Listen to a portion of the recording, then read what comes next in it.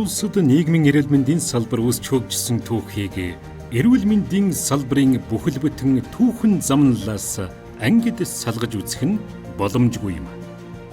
Учир нь нийгмийн эрүүл мэндийн бодлого, хөгжил нь эрүүл мэндийн ерөнхий бодлого, түнчлэн төрөөс хэрэгжүүлсэн үйл ажиллагаатай нэгт уялдан хөгжиж, түүний салшгүй нэгэн хэсэг болон суугтаа хэрэгжиж ирсэн билээ. Нийгмийн эрүүл мэндийг хуулиар хамгаална. Нийгмийн эрүүл мэнд гэдэг нь хүн амыг өвчин эмгэгээс сэргийлэх, тэдний амьдралыг уртасгах, эрүүл мэндийг дэмжих чиглэсэн олон нийтийн болон салбар хоорондын үйл ажиллагааг үр дүнтэй зохион байгуулах, шинжлэх ухаан ба урлаг хэмээн тодорхойлсон байдаг. Дэлхийн хэмжээнд нийгмийн эрүүл мэнд нь олон зуун жилийн турш нийгмийн хөгжил, шинжлэх ухааны нээлтүүдтэй уялдаатайгаар үе шаттайгаар хөгжиж ирсэн түүхтэй. Эртний Египт, Грек, Ромчууд цэвэр усны сувг, бохирын систем зэрэг эрүүл ах уй, цэвэрлэгээний арга хэмжээ, мөн шашны зан үйлээр дамжуулан хувийн ариун цэврийг сахих болсноор эрүүл ах уйн анхны ойлголтууд бий болжээ.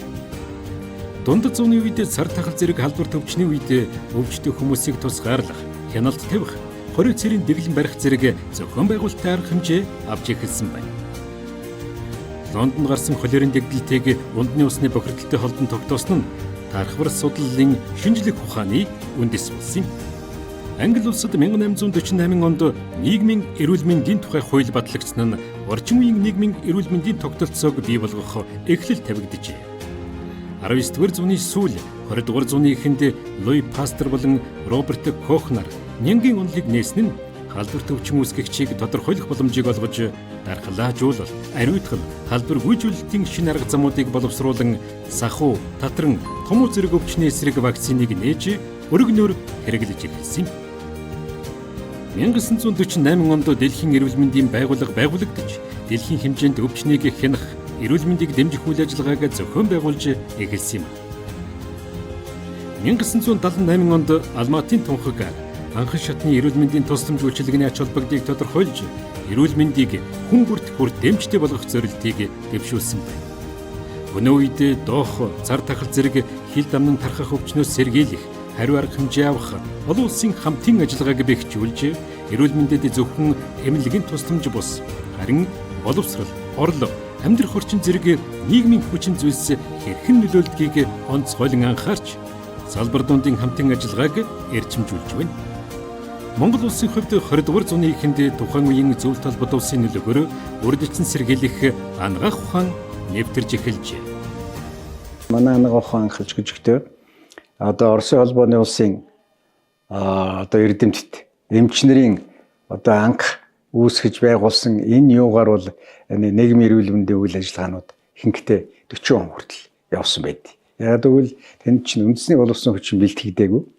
Үндэсний тийм нийгмийн эрүүл мэндийн байгууллагыг байгуулах туршлага юм тэр үед бол Монгол улсад байсангүй. Эрүүл мэндийн салбарт байсангүй.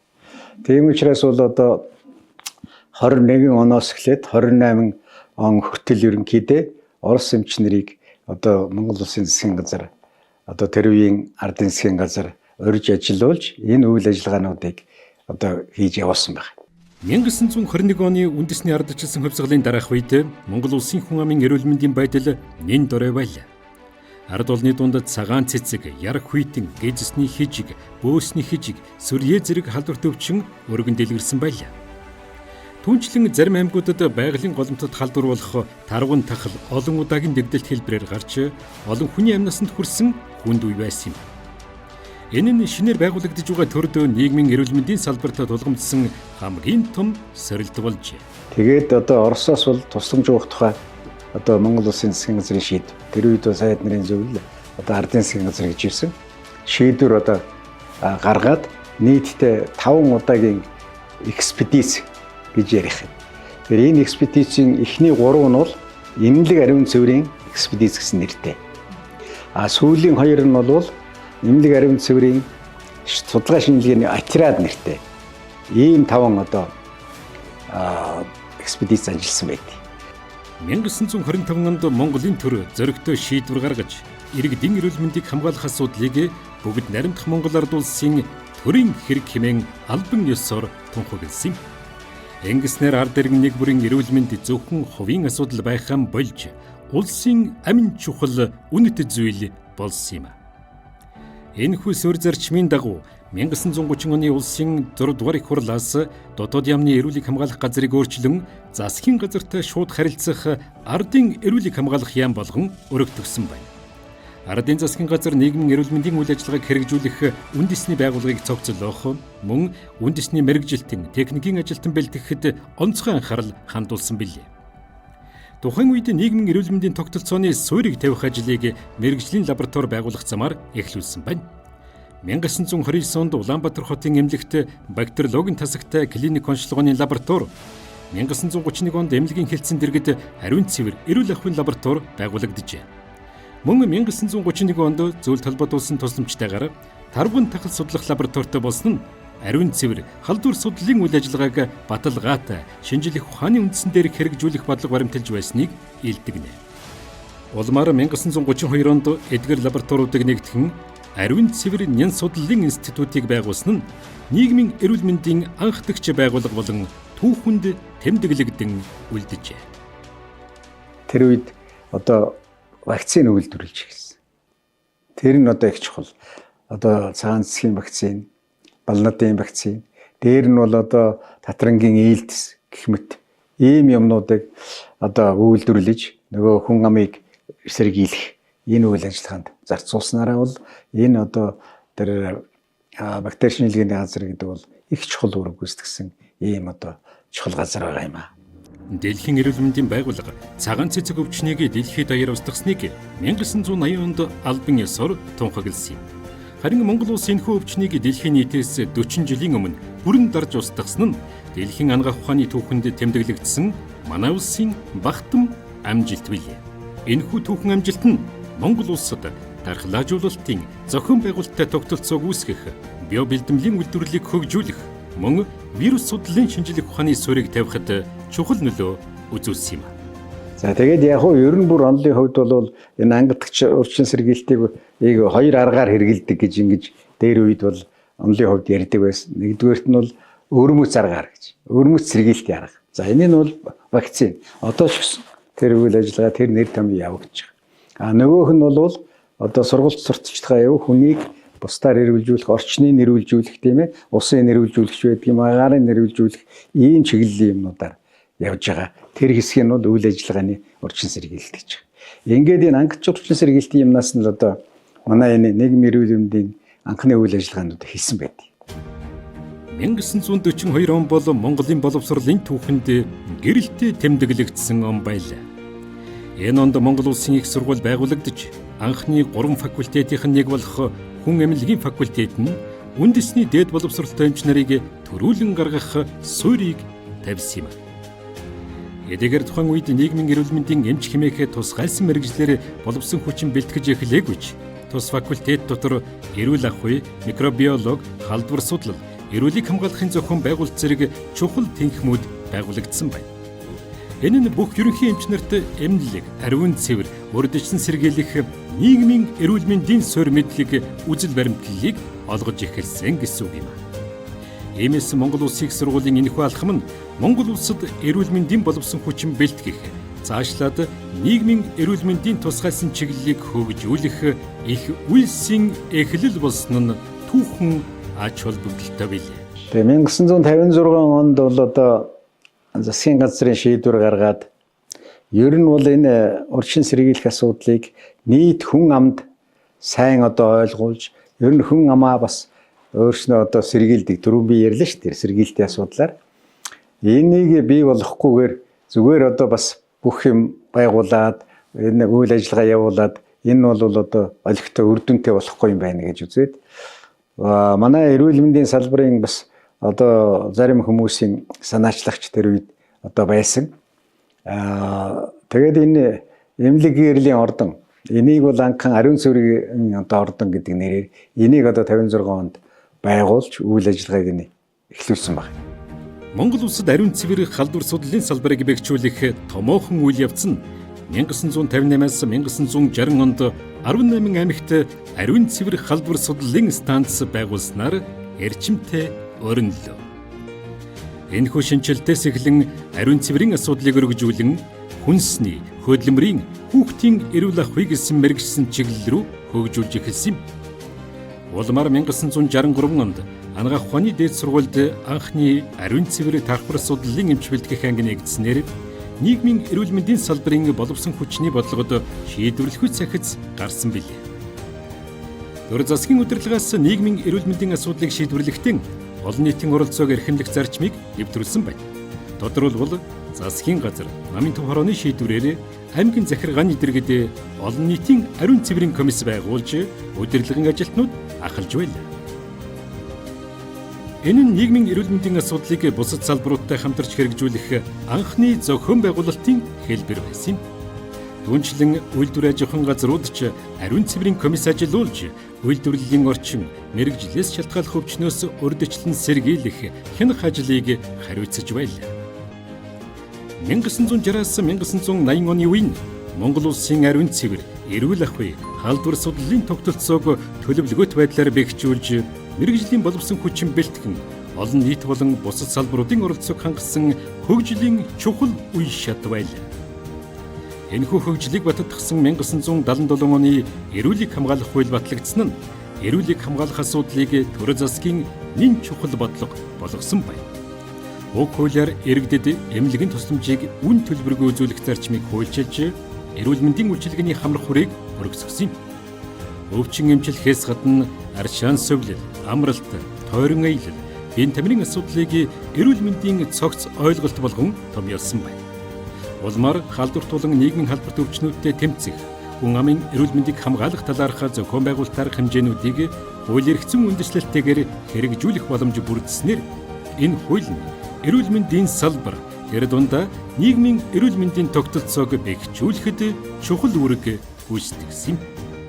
Дээр нь бол энд одоо хоол судлалын чиглэлээр, тархвар зүүн чиглэлээр, вируслогийн чиглэлээр, бактериологийн чиглэлээр маш олон тийм шинжилгээ ухааны үндэстэй судалгаанууд нэлээд хийгдэж эхэлсэн байдаг. Одоо ялангуяа энэ бол одоо 80-аад оноос нэлээд эрчимтэй хөгжиж судалгаа шинжилгээний ажлууд хийгдээд энэ чиглэлийн мэргэжлийн эрдэмтэд олноороо төрж гарч энэ үйл ажиллагаа хэрэгжүүлэх ийм мэргэжлийн байгууллагууд бол нэлээд эмхэр зэгслээд ерөнхийдөө энэ нийгмийн эрүүл мэнд гэдэг юмыг хэрэгжүүлэхэд бүх ойлголт ухагтхан бол одоо манай мэргэжлийн байгууллагуудын дунд бий болсон ийм чухал үе байна. За тэгээд мэдээж одоо 80 он 88 оноос эхлээд ч юм уу тэрнээс хойш 90-ад оноос бол энэ хөгжлийн үе шат бол арай өөр үе шат руу дамжаад энэ нь яах вэ гэхээр зэрэг нөгөө зах зээлийн эдийн засаг руу улс орон маань 80-д 90 оноос шийджлээ. Нийгмийн хувьд бол одоо олон хэв шинжт арчилсан нийгмийн тогтолцоор орлоо. Эдийн засаг нь бол одоо солонготой зах зээлийн эдийн засаг. Энэ үйл ажиллагаатай холбоод бас нэлээд өөр эрүүл ахуй халдвар судлалын үйл ажиллагаа болж хөгжиж ирсэн. Монгол улсын нийгмийн байгууллага солигдож, зах зээлийн эдийн засгийн харилцаанд шилжснээр эрүүл мэндийн салбарт томоохон өөрчлөлт гарсан юм. Уламжлалт төрийн төвлөрсөн санхүүжилтээс татгалзаж, эрүүл мэндийн даатгалын тогтолцоо руу шилжилт хийгдлээ. Энэхүү шилжилтийн үр дүнд төрийн болон орон нутгийн өмчин эмнэлгүүдээс гадна хувийн хвшлийн эрүүл мэндийн байгууллагууд үүсч, эрүүл мэндийн тусламж үйлчилгээний тогтолцоо өргөжин тэлж эхэлсэн нь түүхэн үйл явдал байлаа. Гол хуулиуд бол 90-с 95, 96 оны хооронд гарсан. Энд ямар хуулиуд вэ гэхээр зэрэг одоо хүнсний тухай хууль гээл гарлаа.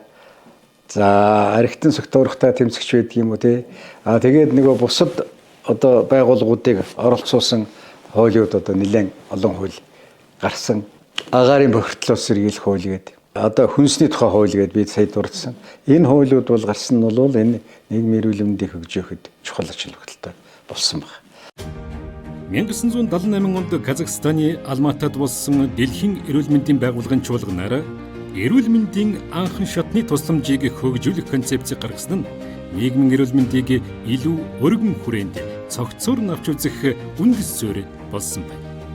Үүний үр дүнд хуучин хийгдэж байсан ариун цэвэр гэгэрлийн ажлыг орчин үеийн эрүүл мэндийг дэмжих үзэл баримтлал руу шилжүүлж, эрүүл зан үйлийг хэвшүүлэх асуудал нийгмийн эрүүл мэндийн хүрээнд багтах болжээ. Энэхүү тархвар судлалын болон үзэл баримтлалын шилжилтийн үе Монгол улсад 1980-ад оны дунд үеэс эхлэн урьдчилан сэргийлэх анагаах ухааны эрдэмтдийн идэвхтэй санаачилгаар эрчимтэй хөгжиж 1990-ад онд бодит үйл ажиллагаа болж хэрэгжсэн байна.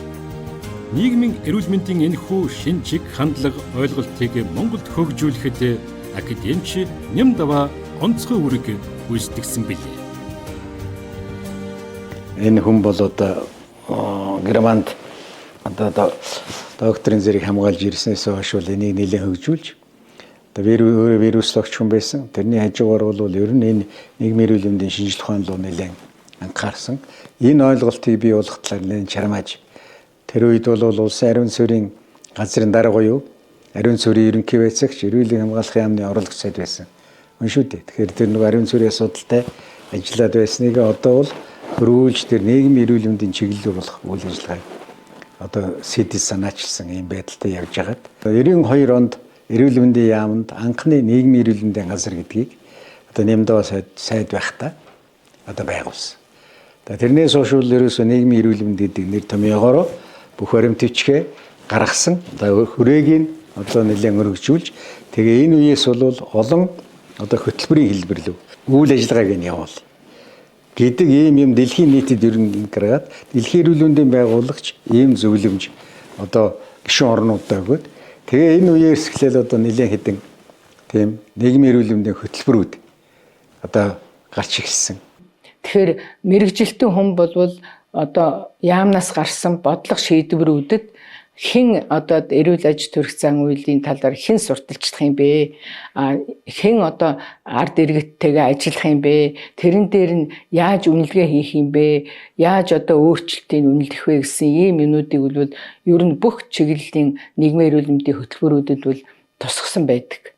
Яамны зүгээс бол хяналт шинжилгээ үнэлгээний газар гэж хуучин нэрээр байсан бүгд бол жил жилдээ бол бүх үндэсний хөтөлбөрүүдэд үнэлгээ хийгээд тэгээд одоо тухайн жилд ямар ололт байна, цаашдаа юунд анхаарах вэ гэдэг дээр мониторинг хийж явсан учраас бол тэнд биднэрт бол одоо хөтөлбөрийнхөө үйл ажиллагааг урагшлуулах, сайжруулахад чухал түлхэж болж байсан. 1990-ад оны үед нөхөн үржихгүй талын мэдлэг бол манай хүн амын дунд 10% байсан.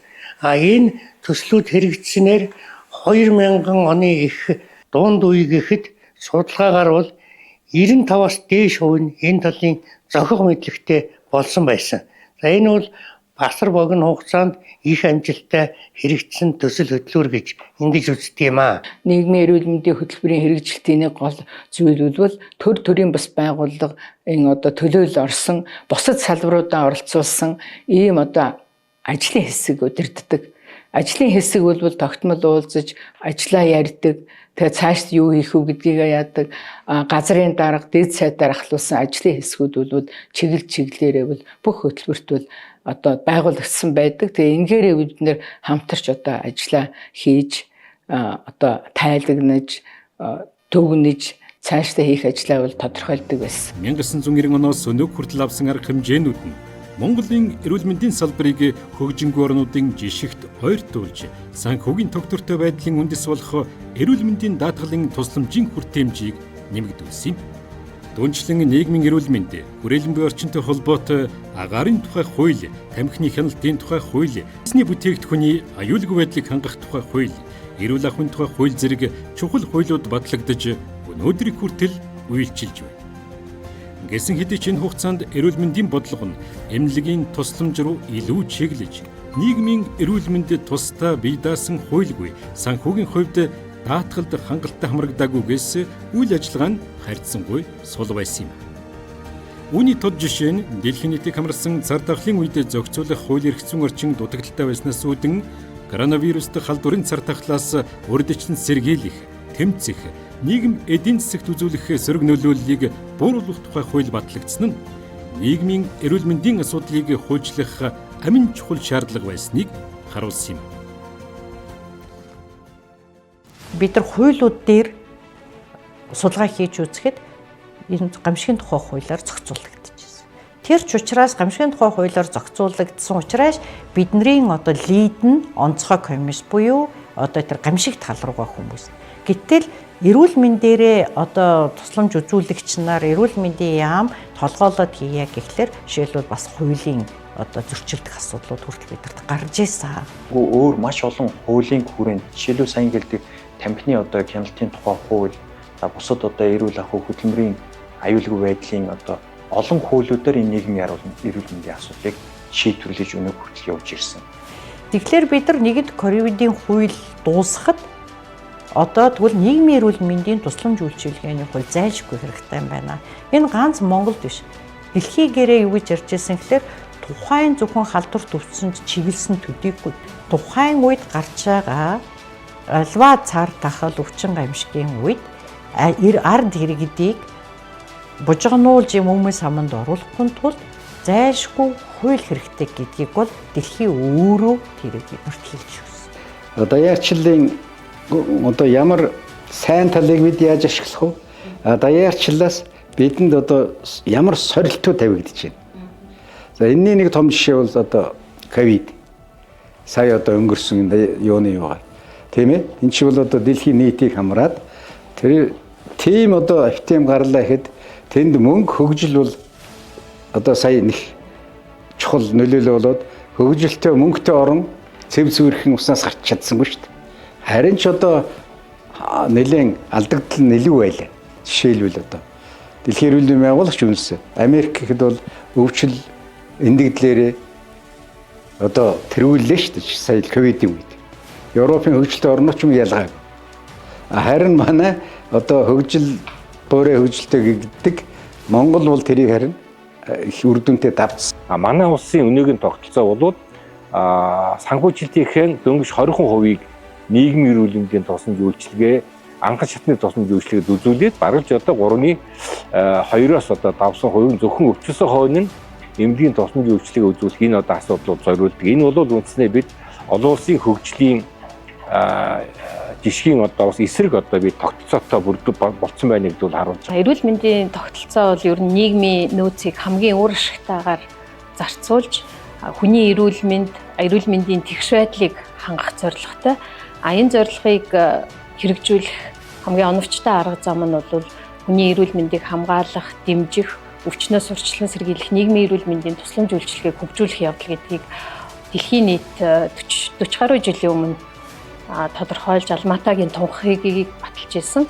Харин манай улс орны хувьд бол 1998 онд эрүүл мэндийн тухай хуулийг батлахдаа эрүүл мэндийн талаар төрөөс баримтлах бодлогын гол цөм нь нийгмийн эрүүл мэндийн тусламж үйлчилгээ байна гэж тодорхойлсон. 2005 онд батлагдсан эрүүл мэндийн тухай хуулинд эрүүл мэндийн тусламж үйлчилгээг эрүүл мэндийн буюу нийгмийн эрүүл мэндийн тусламж үйлчилгээ гэж хоёр ангилаад нийгмийн эрүүл мэндийн тусламж үйлчилгээ тэргүүлэх чиглэлд байна гэж тодорхойлсон боловч энэ хооронд бид нар одоо энэ нийгмийн эрүүл мэндийн тусламж үйлчилгээг хэн үзүүлэх, ямар мэрэгжлийн хүмүүс их, ямар санхүүжилттэй байх юм, ямар үйл ажиллагааг ямар бүтэц төрлөөр явуулахын одоо хийхгүй бол ямар хариуцлага бүлээх гэдэг энэ тогтолцоо байхгүйгээс энэ өвчин байдал бол одоо хэрэгжиж чадахгүй халдвар тус өвчнөө өвчлөх эрсдлийн өндөр байна гэдгийг бол халдвар тус өвчнөө байдлын өндөр шидэнд хүрчээ гэдэг дүгнэлтийг хийсэн байгаа.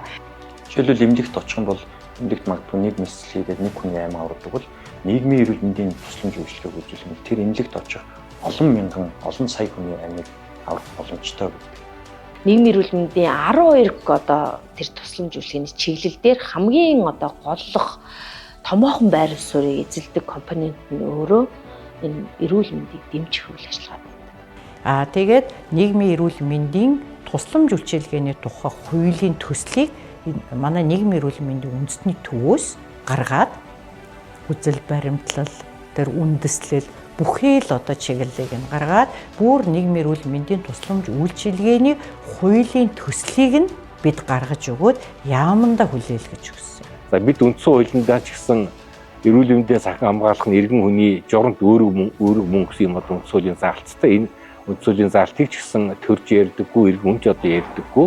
Ийм одоо бас зайлшгүй шаардлагууд, үндслүүд одоо байсан учраас нийгмийн эрүүл мэндийн тусламж үйлчилгээний тухай хуулийг боловсруулж анхдагч хуультай одоо болсон. Монгол Улсын хууль тогтоомжийг 2024 он хүртэл боловсронгуй үндсэн чиглэлд нийгмийн эрүүл мэндийн тусламж үйлчилгээний тухай хуулийн төслийг боловсруулна гэж мөн Монгол Улсын засгийн газрын 2020-оос 2024 оны үйл ажиллагааны хөтөлбөрийн 2.1-5-д нийгмийн эрүүл мэндийн тусламж хуулийн төслийг боловсруулахаар тусгасан нь нийгмийн эрүүл мэндийн тусламж үйлчилгээний тухай хуулийн төслийг боловсруулах эрх зүйн үндэс болж байна гэж үзэж байна. Улсын хурлын эрхэм гишүүдээ нийгмийн эрүүл мэндийн тусламж үйлчилгээний тухай хуулийн төслийг үзэл баримтлалын хувьд хэлэлцэж дэмжиж өгөхийг хүсэж байна. Баярлалаа.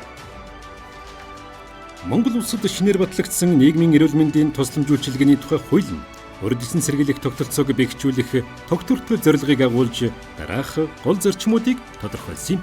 Үүнд урд эсн сэргийлэх ба тэргүүлэх чиглэл, хүн амын эрүүл мэндийн бодлого, хөтөлбөр, арга хэмжээг шинжлэх ухааны мэдлэг, ололт, нотлогоонд тулгуурлан хэрэгжүүлэх нь хуулийн тэргүүлэх чиглэл болсон юм. Салбар дундын хамтын ажиллагаа, хүний эрүүл мэндэд нөлөөлөх хүрээлэн буй орчин, хөдөлмөр, хоол хүнс, боловсрол зэрэг олон салбарын хамтын ажиллагааг зайлшгүй хангахыг шаарддаг. Мөн эрүүл мэндийн боловсрол олгох эрүүл зан үйлийг төлөвшүүлэх, шийдвэр гаргах үйл явцад иргэн, олон нийт, гэр бүлийн идэвхтэй оролцоог хангахыг тусгасан юм. Хяналт, тандалт, эрсдлийн удирдлага. Хүн амын эрүүл мэндийн байдал, түүнд нөлөөлөх эрсдэлт хүчин зүйлсийг тандах, судлах, хянах нэгдсэн тогтолцоог хэрэгжүүлэх, гамшиг, нийтийг хамарсан халдварт өвчний дэгдэлт зэрэг ноцтой байдлыг үнэлэх, урдчилан сэргийлэх, хариу арга хэмжээг авах тогтолцоог хуулиар баттгсан юм. Эрүүл мэндийн боловсрол ба дэмжих орчин. Хүн амд эрүүл мэндийн боловсрол олгох ажлыг тасралтгүй хэрэгжүүлэх, мэдлэгийг дээшлүүлэх, ажлын байр, сургууль, олон нийтийн газар зэрэг бүхэл орчинд эрүүл мэндийг дэмжих нөхцөлийг бүрдүүлэх, эрүүл бус зан үйлийг хязгаарлах нь хуулийн гол зарчмууд болсон байна. Энэхүү хууль нь нийгмийн эрүүл мэндийн тусламж үйлчилгээг эмнэлгийн тусламж үйлчилгээнээс эрх зүйн хувьд тусгаарлаж, бие даасан тогтолцоо, санхүүжилт, хүний нөөцөөр хангах бат бөх үндэс суурийг тавьсан түүхэн шинжилэл юм. За нийгмийн эрүүл мэндийн тусламж үйлчилгээний хуулийг төслийг боловсруулж батлуулах энэ явцын ажлын хэсэг бол эрүүл мэндийн яамны дэрэг техникийн ажлын хэсэг, эрүүл мэндийн яамны том ажлын хэсэг, төрийн нарийн бичгийн дарга болон дэд сайдар ахлуулсан ажлын хэсгүүд улсын их хурлын бүлэгт нийгмийн бодлогын банкны орооны бүлгийн даргаар ахлуулсан бас ажлын хэсэг бас гарсан. За ер нь ажлын хэсгийн явц дундууд бид нар хэлэлцүүлгүүдийг маш томоохон хэлэлцүүлгүүдийг хийсэн. За энд хэлэлцүүлэгт бол эрүүл мэндийн яамны аппаратын болон удирдлагын түвшинд тэгээд бүх шатны эрүүл мэндийн байгууллагуудын түвшинд бас санал асуулга хэлэлцүүлгүүдийг мөн зохион байгуулсан. Ард иргэд донд бас санал асуулга болон хэлэлцүүлэг явуулсан. Веб парламентээр тавьж саналыг агуулсан. Мөн дээр нь салбар дунд буюу бусад яамд болон хологт газруудын энэ чиглэлийн нийгмийн эрүүл мэндийн чиглэлийн бусад байгууллагад оролцуулсан маш олон хэлэлцүүлэг хийсэн. Ер нь хууль маань 2-3 дахин явж бас 2000 ер нь л 2011 оноос хойш л энэ хууль батлагдах гэж явж өдий хурж нэлийн олон замыг тоолж иж тэгээд сая бол 2024 оны 1 сард батлагдсан юм байнамаа. За тэгээ нийгмийн эрүүл мэндийн тусламж үйлчилгээний хамгийн гол хэрэгжүүлэгч нэгж юу вэ гэвэл анхан шатны нэгж байгууллагууд байгаа. Эрүүл мэндийн салбар дээр бол аймаг өрх сумын эрүүл мэндийн төв. За боловсрол дээр бол ерөнхий боловсрол цэцэрлэг байгаа. За энэ хөдөлмөр нийгэм хамгаал дээр бол жишээлбэл хороо сум засаг даргын нийж байгаа. Нийгмийн эрүүл мэндийн үндсийн төв бол мэрэгжил арга зүйгээр хангана. Аймаг дүүргийн нийгмийн эрүүл мэндийн төв нь байгуулагдаад сумдаа өрхөө засаг захираагаа энэ нийгмийн эрүүл мэндийн тусламж үйлчилгээг хэрэгжүүлэхэд мэрэгжил арга зүйгээр хангуул тухайн нэгжээсээ эхлүүлээд үндэсний хэмжээнд бол цогц бодлого явагдах ийм боломж бүрдээд байгаа. Нийгмийн эрүүл мэндийн хууль дотор ч гэсэн эрүүл мэндийн салбараас гадна бусад салбар энд хэрхэн яаж оролцох вэ, ямар өөр хариуцлагатай байх вэ гэдгийг бас нэлээд сайн зааж хуульчилж өгсөн байна. Харин энийг тэр газрууд маань өөр өөрсдийнхөө чиглэлээр хэрэгжүүлээ явах нь бол эрүүл мэндэд илүү тусдаа тэмтэй болно. Нийгмийн эрүүл мэндийн ажилтан гэж хэнийг хэлэх юм, мэрэгжилтэн гэж хэлэх юм, бусад мэрэгжилтэнгүүд гэж юм байх юм. Тэр ажилтнууд маань одоо цайн дурын ажилтнууд ямар өөрөөрөлтэй ах юм. Тэр ажилтнууд маань одоо ямар одоо нийгмийн халамж үйлчилгээ, эрүүл мэндийн тухай хууль заасан үйлчилгээг авах ёстой юм. Мөн ямар одоо санхүүжилтээр энэ тусламж үйлчилгээ үзүүлэх юм, ямар төрлөөр үзүүлэх юм, ямар чип үүрэгтэй ажиллах юм. Одоо нийгмийн эрүүл мэндийн асуудал орхисон төрийн байгууллага нь ямар бүтэц зохион байгуулалт авах юм, нийгмийн эрүүл мэндийн төвүүд орнуудад яаж ажиллах юм гэмэд олон найрын асуудлыг тусгаж өгсөн төрөө бол онцлогтой анхдагч хууль болж чадсан гэж үздэг. Нийгмийн эрүүл мэндийн тусламж үйлчилгээ хөгжихгүй байгаагийн бас нэг шалтгаан одоо өргөн далаацтайгаар яг эмнэлгийн тусламж шиг өнөөдрийн ингэж бүр оройлж орж ирж байгаагүйгийн одоо нэг шалтгаан нь бол үнэлгээгүй эсийн явдал гэдэг. Тэгэхээр альва юм үнгүй байх тусмаа үн цэнгүй болдог. Тэгэхээр нийгмийн эрүүл мэндийн тусламж үйлчилгээг үнэлэхэд их төвхтэй. Гэхдээ манай одоо судлаачдаас бол бид байж байхдаа нийгмийн эрүүл мэндийн тусламж үйлчилгээг бүр үнэлээд тэрэн дотор бүр даатгалаас аваад тэгээд хэрэгжүүлэх бас юм үнэлгээний системийг бид нар гаргаж ирсэн. Тэгээд хэрвээ энэ ийм үнэлгээтэй болоод үнэхээр даатгалаас энэ авагдаад эхлэх юм бол шинээр байгуулагдах хуулийн хэрэгжилтийг хангах нийгмийн эрүүл мэндийн төвүүдийг тогтвортой үйл ажиллагаагаа явуулах өөрсдийнх нь эдийн засгийн суурь болно гэж үзсэн. Тэгээ энэс хойш бол одоо бид ингээл нийгмийн эрүүл мэндийн үйл ажиллагаануудыг явуул байгууллагууд маань тэр чиглэлээр одоо ажиллах ийм чухал юу болсон. Тэгэхээр бусад төрөний явж исэн юмнаас нийгмийн эрүүл мэндийн газар бол нэр томьёо өөрчлөгдснөөр одоо юу болов гэхэн зэрэг энд бол эдийн засгийн хувьд, нийгмийн хувьд, хүн амын хувьд, оролцооны хувьд, санхүүжилтийн хувьд бол арай өөр хэлбэрлүү орж байгаа. Ер нь нийгмийн эрүүл мэнд гэдэг маань.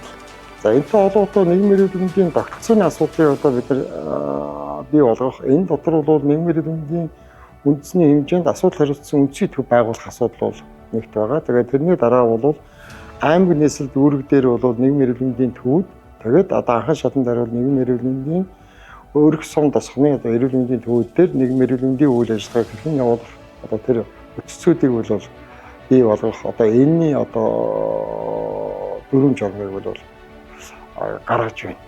Ер нь бол эрүүл мэндийн салбарын одоо үе үеийн одоо эрүүл мэндийн салбарт нэг анхаарал татчихсан юм бол дандаа нийгмийн эрүүл мэндийг л үндэсний хэмжээнд тавьдаг. Нийгмийн эрүүл мэнд бол тэргүүлэх чиглэл гэж хэлдэг.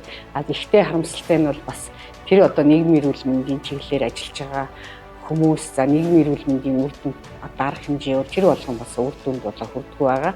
Тэгээд харин 2023 онд бид нар энэ нийгмийн эрүүл мэндийн хуультай болсон нь бол ямар ч хэсэн ихний одоо алхмаа хийлээ. Цаашдаа энэ хуулийнхаа хэрэгжилтийг улам одоо баталгаажуулах нийгмийн эрүүл мэндийг одоо энэ арга хэмжээнд бүх нийтийн анхаарлыг төвлөрүүлэх зайлшгүй шаардлагатай. За энэ шинэ хуулийн одоо гол ач холбогдлууд нь бол ямар бүтцээр бид нар энэ нийгмийн эрүүл мэндийнхаа тусламж үйлчилгээг үзүүлэх гээд байгаа юм бэ гэдэг асуудлыг бас шийдвэрлэж өгсөн.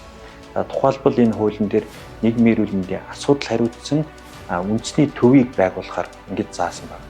Бид нар ковид цар тахалтай холбоотой CDC өвчний хяналт сэргээлтийн төв гэдэг энэ нэршлиг нэлээд сайн одоо энгийн ард хэрэгт маань ч гэсэн баг мэддэг болсон.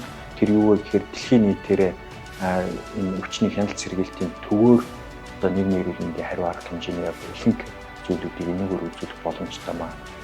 Тэр тандалт судалгаа, өвчлөлийн одоо байдал, эрсдэл хүчин зүйлүүд нь эдгээр одоо бүтцээр тусламж үйлчлэгийг үзүүлэх тэнд одоо авах ихэнх арга хэмжээг энэ зүйлээр одоо хийх боломжтой маа гэдэг ийм одоо зүйлийг ихэнх улс орнд хэрэгжүүлж байна. Ер нь бол цаашдаа нийгмийн эрүүл мэндийн тусламж үйлчилгээг хэрэгжүүлнэ зөв оновчтой болгоно гэдгийг зөвхөн эрүүл мэндийн яамны бодлого хэрэгжүүлэх арга хэмжээ гэхээс илүү салбар хоорондын асар одоо уялдаа холбоо зохицуулах шаардлагатай.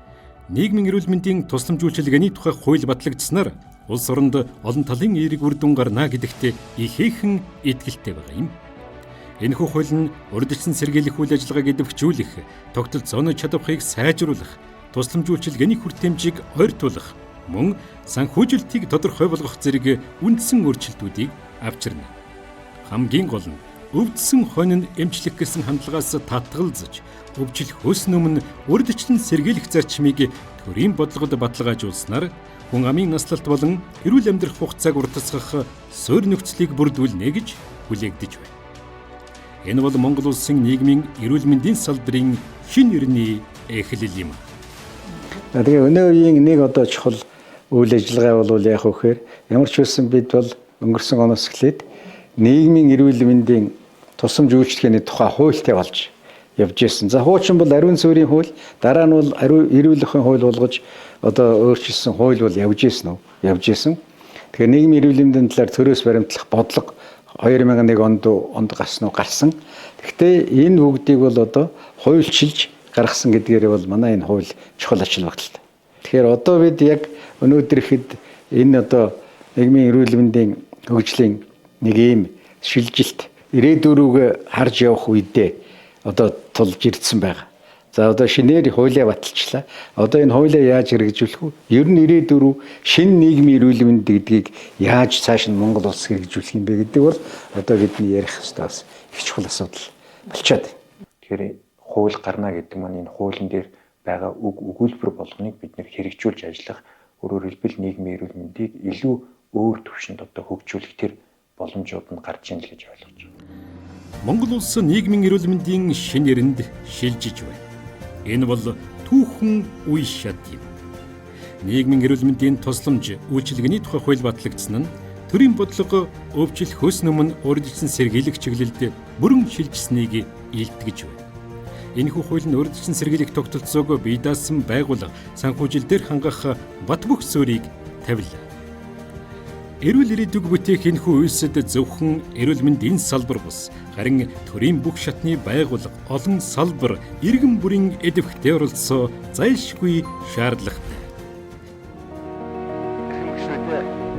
Эрүүл одоо хүн амтай байж иж улс орон маань хөгжнө гэсэн ийм л ерөнхий ийм концепц байна. Өөрөө өөрийнхөө эрүүл мэндийг хамгаалдаг тэр зан хууль дадлаг хөвшилтэй болох энэ төр нийгмийн эрүүл мэнд гэдэг талаараа хөгжиж ирсэн байна. Даяарчлалын сайн талыг бид яаж ашиглах вэ? Даяарчлалаас ямар сорилтууд тавигдчих вэ?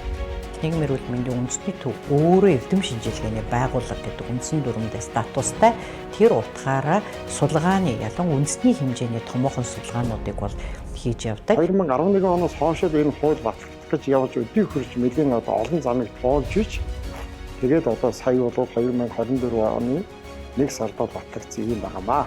Нийгмийн эрүүл мэндийн чиглэлээр бие даасан тусдаа хууль гарч байгааг хамгийн гол ач холбогдол нь эрүүл байх. Эрүүл мэндийг хамгаалах нь зөвхөн эрүүл мэндийн салбарын асуудал биш гэдгийг хуульчлан ойлгох гэж би хувьдаа хараад байгаа байхгүй.